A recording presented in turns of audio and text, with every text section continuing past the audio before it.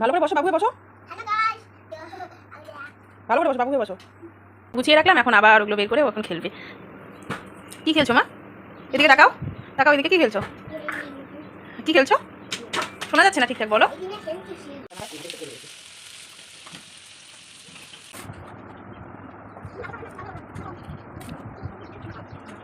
হ্যাঁ খাওয়া নিচ্ছে, ভালো করে দেখো, এদিকে তাকাও।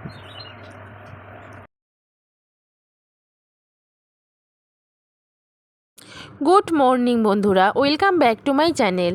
তোমরা সকলে কেমন আছো? আই হোপ সকলে খুব ভালো আছো, আর আমিও ভালো আছি। তো আজকে হচ্ছে শনিবার।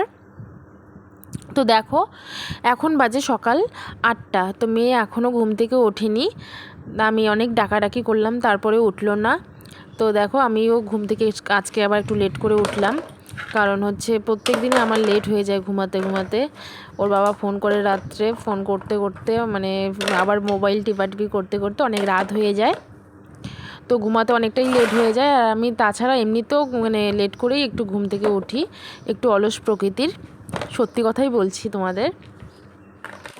আর এই দিকে দেখো, আমি ঘুম থেকে উঠেই কিন্তু কালকে রাত্রে এই যে এই গামলার মধ্যে অনেক খেলনা ছিল মেয়ের, তো এই খেলনাগুলো দিয়ে মেয়ে কিন্তু প্রত্যেক দিন খেলে, আবার এগুলো আমার গুছিয়ে রাখতে লাগে। তো কালকে আর রাত্রে গুছাইনি। তো কালকে রাত্রে মানে এত টায়ার্ড লাগছিল যেগুলো গোছাবো, আর ইচ্ছেই করছিল না। মেয়েও কিন্তু অনেকটাই লেট করে ঘুমায়, প্রচণ্ড মানে বদ অভ্যাস বলতে পারো। সন্ধ্যা 5টার দিকে এদিকে ঘুমায়, আর এদিকে মানে সন্ধ্যাবেলা 7:30টার দিকে ঘুম থেকে ওঠে। তো 7:30টার সময় যদি ঘুম থেকে ওঠে, ওই বাচ্চাটা কখন আর ঘুমাবে? নিশ্চয়ই 9টা-10টার সময় ঘুমাবে না, একটু লেট করেই ঘুমাবে। তো ওর হচ্ছে এটা অনেকটা মানে কি বলবো, বাজে অভ্যাস বলতে পারো। তো আমি চেঞ্জ করার চেষ্টা করি যাতে ও 3টের দিকে ঘুমায়, কিন্তু ও 3টের দিকে কিছুতেই ঘুমাবে না। হ্যাঁ ঘুমায়, কিন্তু খুব জোর করতে লাগে, দু একটা মাইর দিতে লাগে, কান্নাকাটি করার অনেকক্ষণ করার পর কিন্তু সে ঘুমায়। তাছাড়া কিন্তু ঘুমাতে চায় না, মানে সকাল সকাল এত তাড়াতাড়ি। আর ঘুম থেকে এমনিতেই লেট করে ওঠে, 9টা-10টা, তোমরা তো দেখোই ভিডিওতে 9টা-10টার সময় করে ওঠে। আমি কিন্তু সকালে ওকে ডাকাডাকি করি যে একটু সকাল সকাল ঘুম থেকে উঠুক, তাহলে হয়তো 3টের দিকেও ঘুমাবে। তো কিছুতেই উঠবে না, আর উঠতেও চায় না। আর আমিও ভাবি যে কালকে, তখন আবার আমার খারাপ লাগে কেন, যে রাত্রে তো লেট করে ঘুমায়, তো ডাকলে আবার মেয়েটার শরীরটা খারাপ করে নাকি। হ্যাঁ এরকম করেছি আমি অনেক কবার ওকে, সকাল সকাল যেমন মর্নিং স্কুল হতো আগে, তখন কিন্তু আমি ওকে ডাকতাম, কিন্তু সেরকম ওই মর্নিং স্কুল যখন গেছিলো না, তখন খুব কষ্ট হয়েছিল ওর। মানে সকালে তো জানোই 1 বোতল দুধ খেয়ে যায় আর আসে বাড়িতে 11টা-12টার দিকে। তো ওর শরীরের অবস্থা কিন্তু খুবই খারাপ হয়েছিল। তো তখন থেকেই কিন্তু আমি ওকে বাবার মানে ডাকি না। যাই হোক, এইদিকে মেয়ে ঘুম থেকে উঠে পেরেছে।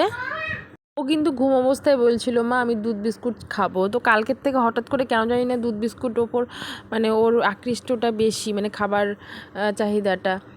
তো ঘুম থেকে বলছে, মা আমি দুধ বিস্কুট খাবো, আমাকে দুধ বিস্কুট দাও।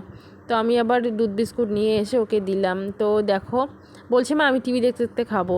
তো টিভিও অন করে দিলাম না। যাই হোক, ও খেতে চায় না, যাই হোক কিছু একটা খেলে আমি শান্তি পাই।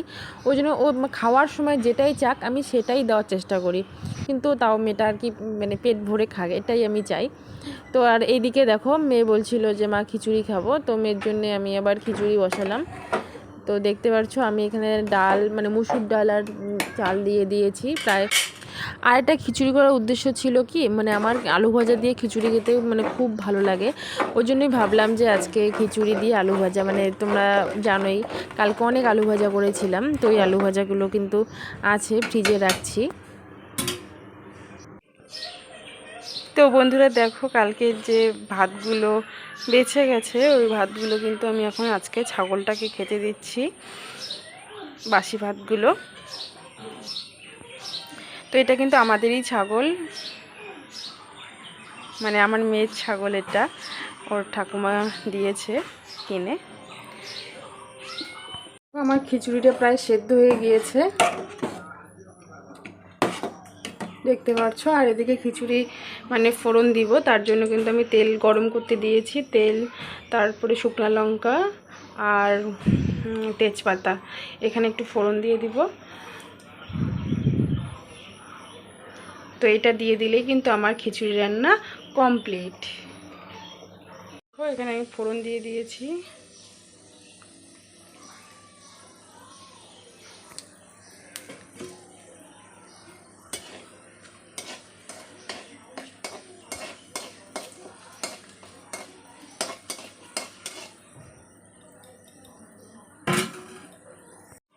তো এটা দিয়ে দিলেই কিন্তু আমার রান্না একদম কমপ্লিট হয়ে যাবে।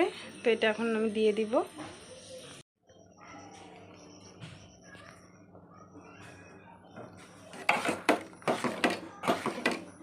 তো দেখো আমি ফোড়নটা দিয়ে দিলাম। এটা ভালো করে একটু আর একটু ভেজে নিলেই কিন্তু আমার খিচুড়ি একদম কমপ্লিট হয়ে গেছে।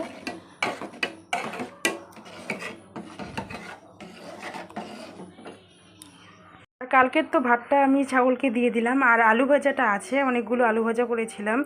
তো সেই আলু ভাজাটা কিন্তু মানে কাল ফ্রিজে রেখে দিয়েছিলাম। তো আজকে আবার ওই আলু ভাজাটা একটু গরম করে খিচুড়ির সঙ্গে খাবো। আর আমার আলু ভাজা খেতে প্রচুর ভালো লাগে, মানে খিচুড়ির সঙ্গে, বিশেষ করে খিচুড়ির সঙ্গে ঘন্ট, আলু ভাজা এগুলো খেতে আমার ভীষণ ভালো লাগে। তো আমি এই আলু ভাজাটা এখন ওই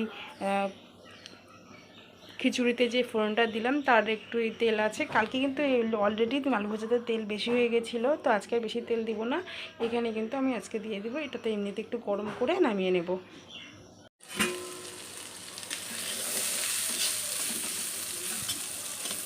কালকে আলু ভাজাটা অনেকগুলো ছিল জন্য আলু ভাজাটা কিন্তু একটু পুড়ে পুড়ে গেছিলো, মানে জালটা এক সময় একটু বেশি হয়ে গেছিলো।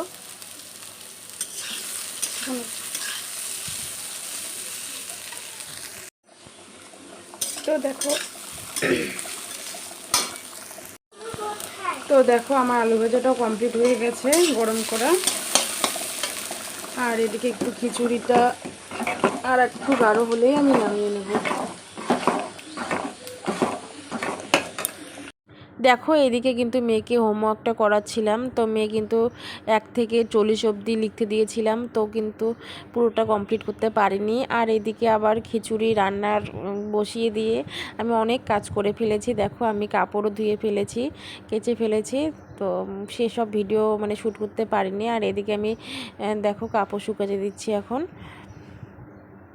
আজকে কিন্তু সেরকম কোনো কাপড় হয়নি, তো বেশি কাপড় হয়নি। প্রত্যেকদিন অনেকগুলো করে কাপড় হয়, আজকে সেরকম হয়নি, কারণ কালকে অনেক কেচে দিয়েছিলাম। আর মাঝে মধ্যে কিন্তু আমার বেডশিট ধুতে লাগে, মানে তোমাদেরকে অনেক ভিডিও আমি দেখাই না, কারণ শ্যুট করা হয় না। তো আমি ভাবলাম এই ভিডিওটা কোনো দিন দেখানো হয়নি, আমি কীরকম করে কাপড় শুকাতে দেই বা কাপড় ধোয়ার ভিডিওটা এখনও দেখাইনি।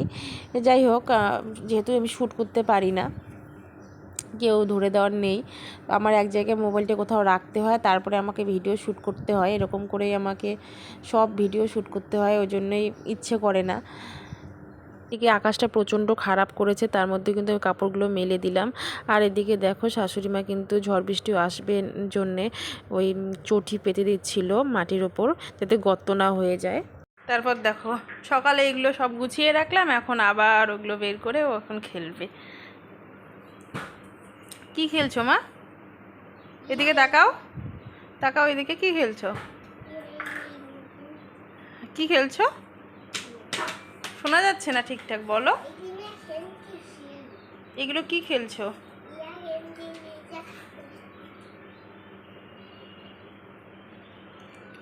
এগুলো সব ছিটিয়ে ছড়িয়ে রাখবে, একটু পরে সব আবার আমাকেই তুলতে লাগবে।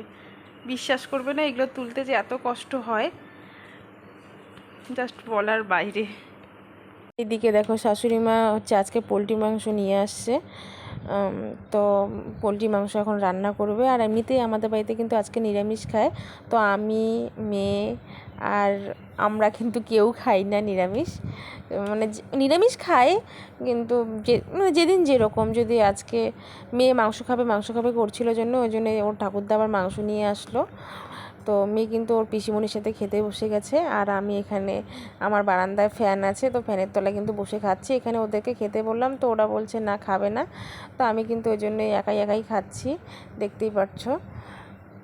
প্রচুর গরম লাগছিল, আজকে রোদ হয়নি ঠিকই, কিন্তু আকাশটা খুব ভারী ছিল, মেঘলা ছিল, কিন্তু রোদ হয়নি। আর এদিকে কিন্তু প্রচুর গরম লাগছিল, তো মেয়ে কিন্তু ওর পিসিমণির সঙ্গে খাচ্ছিল, আবার আমাকে বলছে মা আমার গরম লাগছে, ও কিন্তু আমার এখানে খেতে চলে আসলো। দেখো মেয়ের খাওয়ার স্টাইল।